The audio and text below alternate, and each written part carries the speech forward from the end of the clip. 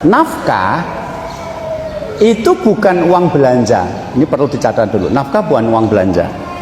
Nafkah adalah kompensasi atas ketaatan dan pelayanan istri. Misalnya, Anda punya istri yang bekerja. Dia dapat gaji sebulan 3 juta, misalnya, maaf. Terus sampai di rumah pusing, capek, dan sekarang sudah hamil. Saya bilang, udah, nggak usah kerja aja di rumah, ngopeni anak. Dia bilang, iya mas. Akhirnya dia ngambil resign, mundur dari pekerjaannya. Bukankah sekarang dia di rumah, padahal dia harusnya punya 5 juta setiap bulan gitu loh dari pekerjaan dia, tapi dia meninggalkan itu dalam rangka mentaati perintah Anda untuk tinggal di rumah. Berarti dia mentaati Anda, pertama. Yang kedua, dia melayani Anda, bikinkan minum, bikinkan makan, bersihkan rumah, ngepel lantai, ganti spray, ngajari anak-anak, ngantar anak sekolah, termasuk Anda tiduri nanti malam. Nah, pelayanan ini itu ada harganya. Nafkah itu untuk mengganti itu, untuk mengganti ketaatan dan pelayanan istri itu.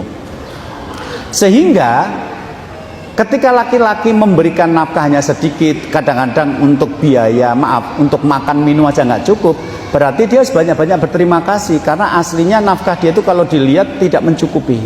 Nah, sekarang kalau suami tidak bisa menafkahi istri, kembalinya ke istri karena dia yang dirugikan.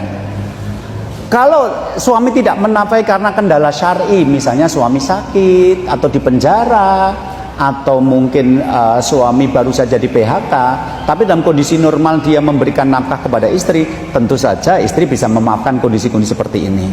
Tapi kalau suami itu nggak ngasih nafkah karena males, ya tentu saja istri harus protes karena itu mendolimi. Jadi lihat dulu kasus laki-laki tidak memberikan nafkah itu, nanti kasusnya banyak. Dilihat dulu seperti apa. Lah kalau istri kemudian merendahkan tuntutan, namanya sulah. Sulah itu istri ngomong, ya sudahlah mas, kamu memang fisiknya terbatas, jadi kalau nyari nafkah juga memang tidak bisa banyak. Ya sudahlah, semampumu berapa. Kalau ngasih aku 200.000, 300.000 sebulan ya nggak apa-apa. Kalau istri mengatakan tidak apa-apa, maka dia menerima itu namanya sulah, dan itu diizinkan dalam Islam.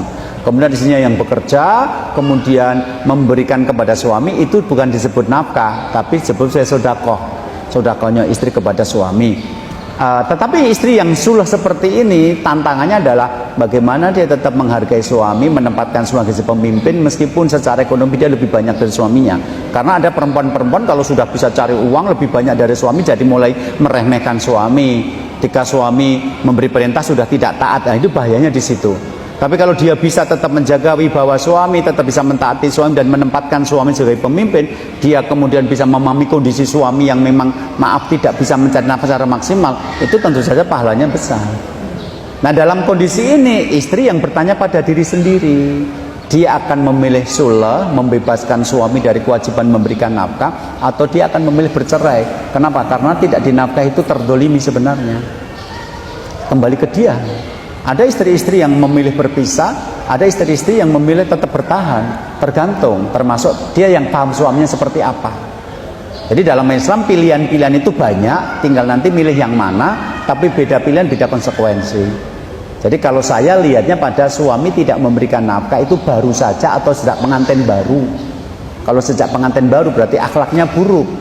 Tapi mungkin dia pernah berusaha ngasih nafkah, beli rumah, terus sekarang usahanya hancur karena lockdown. Mosok ya Anda minta cerai? Kan bisa saja memberi kesempatan suami untuk bangkit lagi. Nah, sampai dia ketemu pekerjaan yang layak, ya Anda sabar dengan yang ada.